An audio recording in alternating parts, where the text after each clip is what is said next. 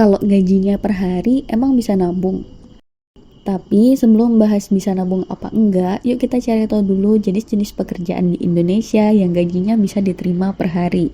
Beberapa contohnya ada buruh bangunan, ojek online, pedagang, orang-orang yang bekerja di pasar, dan beberapa jenis pekerjaan kreatif yang dilakukan secara freelance. Pekerjaan dengan upah harian seperti ini punya tantangan manajemen keuangan yang berbeda dengan pekerjaan dengan upah bulanan. Salah satu tantangan yang paling terasa adalah tidak ada yang bisa memprediksi berapa uang yang akan diterima di hari tersebut. Kadang bisa banyak banget sampai cukup buat keperluan 1 minggu, kadang cukupnya cuma buat nutup uang bensin aja.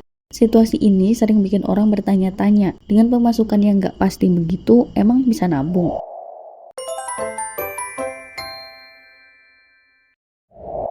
Satu, kenali karakter pekerjaan dan pengeluaran dasar. Beda pekerjaan, beda cara mengolah uangnya, beda pula kebutuhannya. Misalnya, ojek online dan kurir, kebutuhan utamanya adalah untuk bensin, kuota, dan servis kendaraan. Buruh bangunan biasanya uangnya dipakai untuk makan, transportasi, dan peralatan kerja. Pedagang uangnya diputar untuk modal usaha dan harus terus berpikir mengelola keuangan agar tidak rugi. Freelance pekerja kreatif seperti fotografer, desainer, penulis biasanya bayarannya per project. Uangnya dipakai untuk kebutuhan kerja seperti perangkat kerja, perlengkapan, software, dan persiapan untuk pelatihan skill.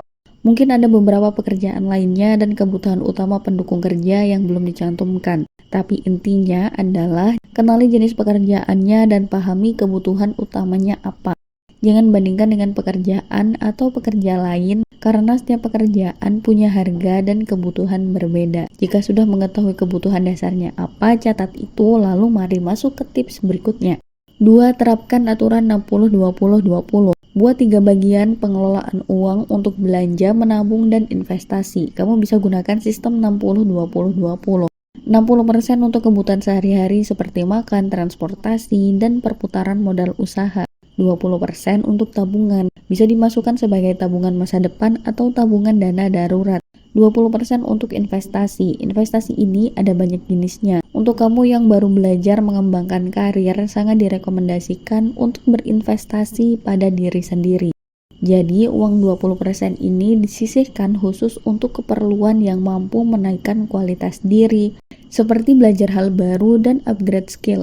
Sewaktu-waktu kamu mungkin butuh upgrade perangkat kerja juga. Nah, keperluan itu masuknya ke dana investasi. Jadi, kamu nggak perlu mengusik dana pokok dan tabungan.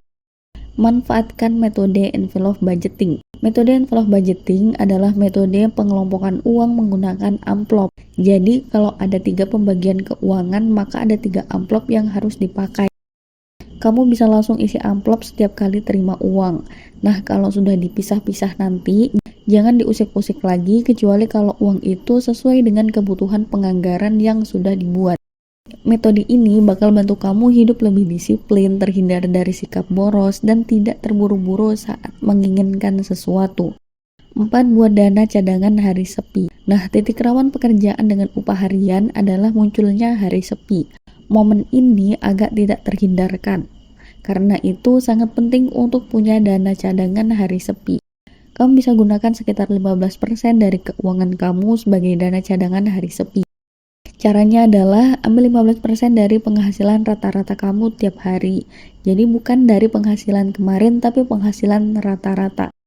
Tapi cara ini sangat tergantung pada jenis pekerjaan. Kamu juga bisa menggunakan dana investasi sebagai dana cadangan hari sepi kalau tidak ada rencana investasi yang perlu kamu lakukan dalam waktu dekat. Minimalkan pengeluaran kecil yang tidak perlu. Pengeluaran kecil yang perlu dikurangi itu adalah ngopi, beli cemilan, atau nongkrong di tempat makan yang bikin tangan dan mata lupa diri. Kalau bisa makan di rumah, mending makan di rumah. Kalau bisa stok minuman sendiri, entah itu kopi, teh, atau susu, mending stok sendiri. 6. Untuk pekerja kreatif, fokus pada investasi keahlian. Fokus ke investasi karena pekerja kreatif harus bersaing secara skill dan kualitas untuk bisa bertahan di pasar kreatif. Jadi sebisa mungkin jangan pelit ke diri sendiri, terutama soal pengadaan dana untuk belajar skill baru.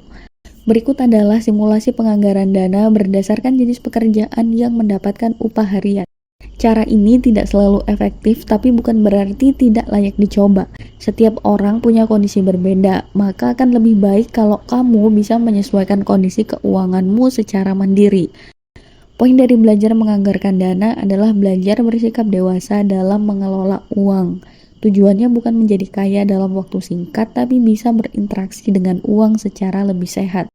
Harapannya, saat kondisi ekonomi mulai meningkat, kita bisa mengurangi sikap latah dan ceroboh dalam menggunakan uang.